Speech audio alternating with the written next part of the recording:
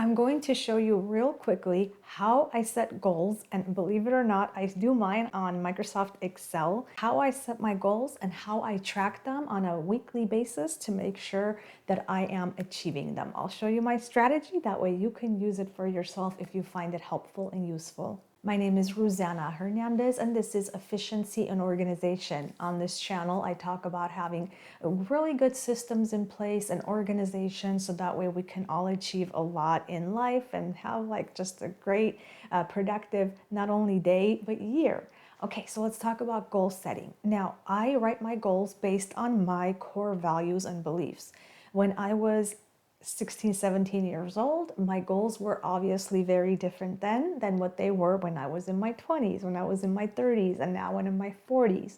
So goals change with everybody depending on their values, depending on where they are in life. So the first thing I did was I kind of like took this sheet of paper that was called Core Values. I found it online. It was by James Clear, and I said, okay, what do I value? And I boiled it down. There were like 50 to 100 core values on there, but I started to cross them off until I was able to bring to like my top 3, if you will.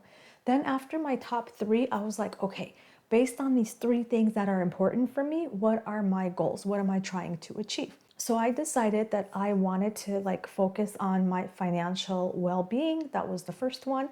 Then it was on my personal well-being, like mental and physical well-being. And then experiences, like with the family or by myself, just travel and experiences. Based on those, I wrote some very specific things that I wanted to accomplish. Now, when it comes to goals, I don't want us to be judgy, okay? Everybody is in a different place. So for example, I put down that if I'm gonna change any outfits in my closet because I have a lot of clothes, I only allowed myself 10.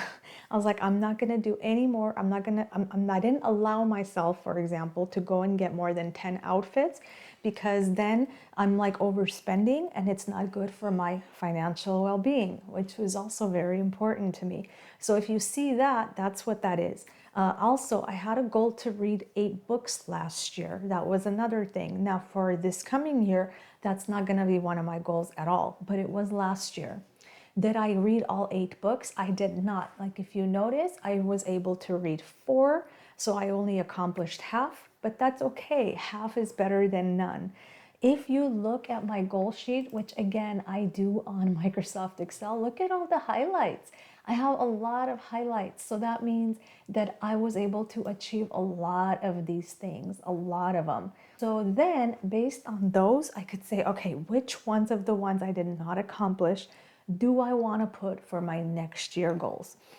So for example, I said that I really wanted to go visit Puerto Rico. It didn't happen. Do I want to keep that goal or do I want to change it to a different goal?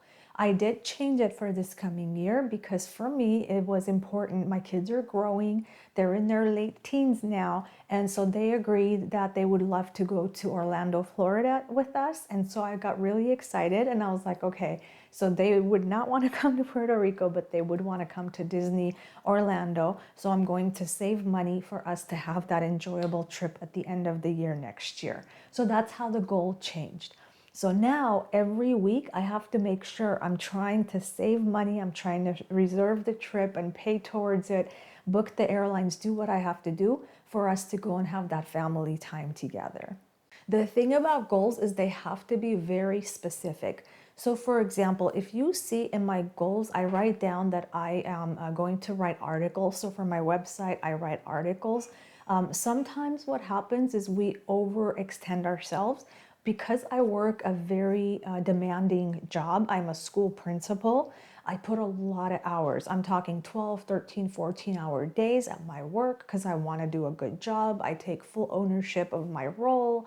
And so it's hard for me to then go and work on my home stuff and my business stuff. So I changed the goal a little bit. I made an adjustment. I said, I'm still going to write articles, but I'm only going to write 1 a month. Whereas before my goal was 1 a week and it was unattainable. It was stressing me out.